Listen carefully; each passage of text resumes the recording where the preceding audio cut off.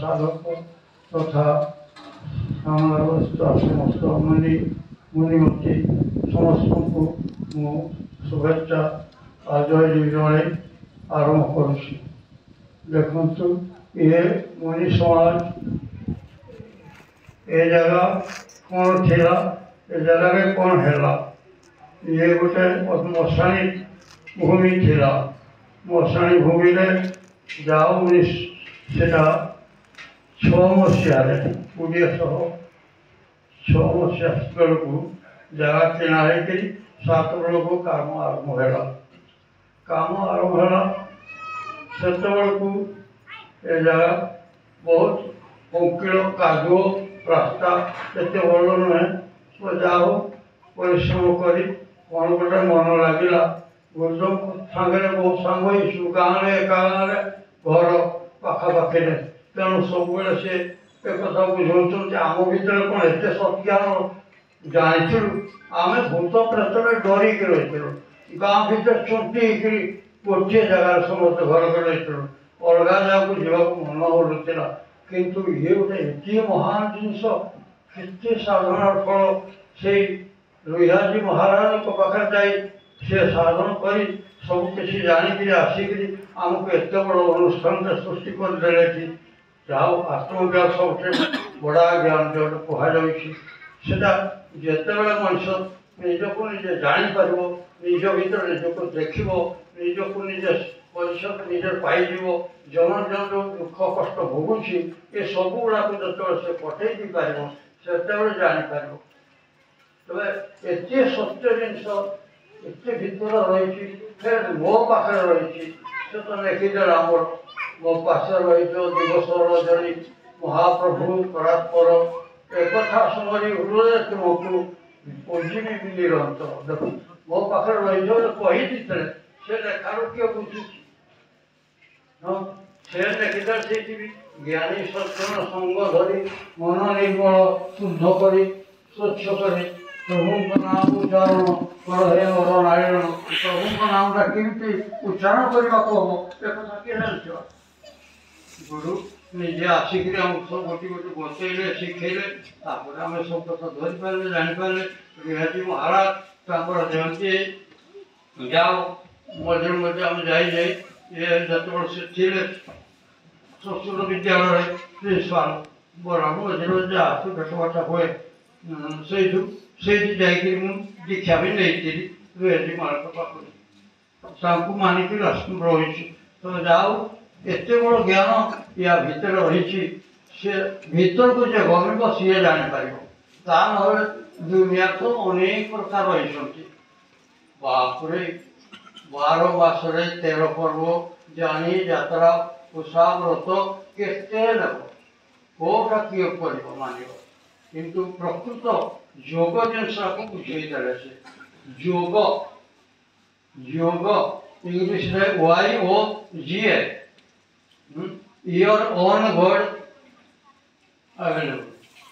निजर भगवान को निजे पाइपर योग कले से भगवान निज भर प्रत्येक जीव भर अच्छा विभिन्न प्रकार मनोभाव आसी जाओ बहुत बड़ कथा गुरुदेव आसिक धैर्य सहित चाकरी फेर थिला एत बड़ चाकरी सी छाड़ी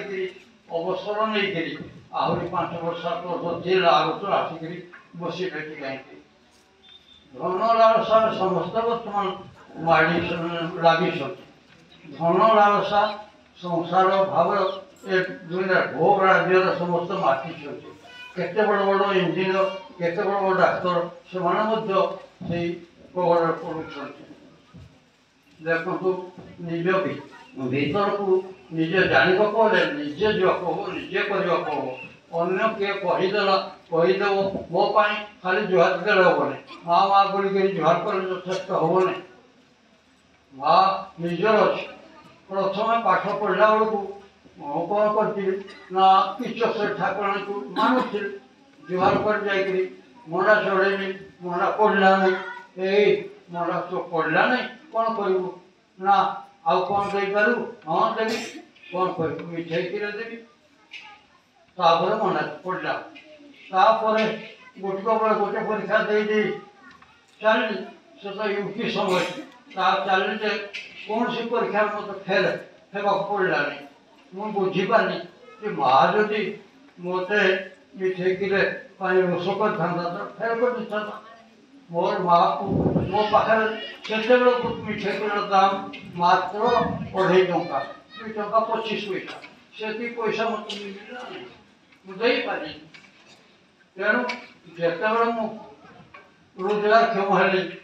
मिठेकिर नहीं माँ को कहली मोर घरे ले माँ तो मन अच्छी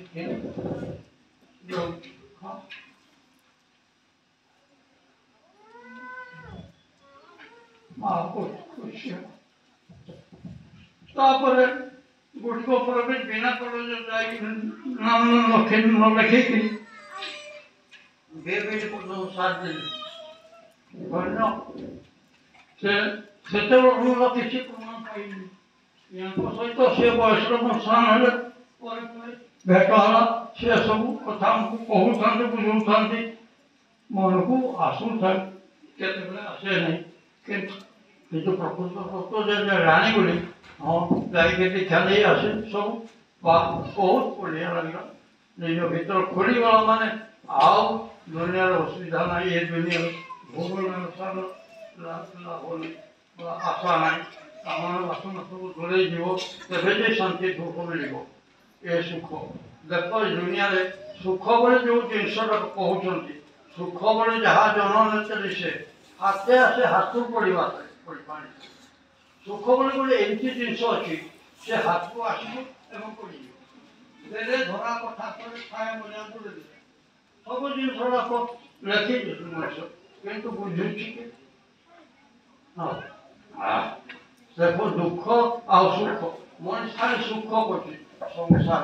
संसार सुख एमती मिले नहीं चिरंतन सुख सचिदानंद आत्मा निजक निजे जानापी आमको साधन करने चेष्टा करा पड़ो निज संस्कार बढ़ा पड़ो जन मन लगे पारे किंतु विपथ हबार ना पछेबार नहीं निश्चित सत्य सन्धान पाइछे गुरु को आम पूज्य मनिक कहवानुसार प्रतिदिन जो साधन करवा प्रतिदिन जो साधन तो से ही मुनि आगे सत्य रही सत्य कौन सब कथा ये आसवा बुझे दिखाई शिव मुनिकर बही पढ़ू पढ़ू यही आश्रम रही 7 ରୁ 16 प्रति वर्ष चार्ज 1960 ରୁ 1916 पर्यंत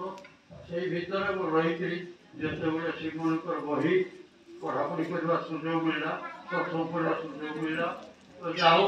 आज द्वीप कहवा बहुत जाति